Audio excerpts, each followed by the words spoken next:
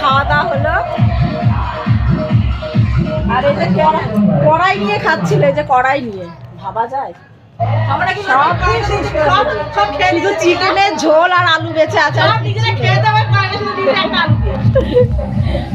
এই যে কড়াইয়ে খাচ্ছিল, ভাবা যায়।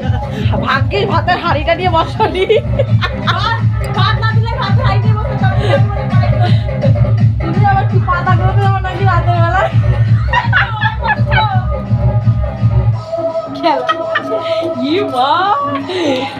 ঠিক আছে, দেখে নিলেন ঝুম্পাদির মুখের ভাষা কিরকম।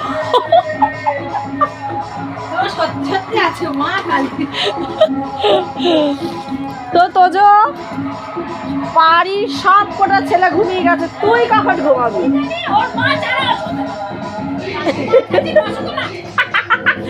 বলার পরে চলে গেছে। তো সবাই ঘুমিয়ে পড়েছে। এটা হচ্ছে ঝুম্পাদির ঘর, এটা বেডরুম, আর এটা হচ্ছে গেস্ট মানে আমরা যদি কোনোদিন আসি ঘুরতে থাকবো। আর এটা হচ্ছে ঝুম্পাদির কিচেন দেখুন। আর এটা হচ্ছে ঝুম্পাদির বড় জায়ের ঘর, এটা ওনার শ্বশুরের, আর এটা হচ্ছে ছোটো জায়ের। হ্যাঁ, তো বন্ধুরা ভিডিওটা কেমন লাগলো কমেন্টে জানাবেন। শুভরাত্রি। সবাই হাই করে দাও।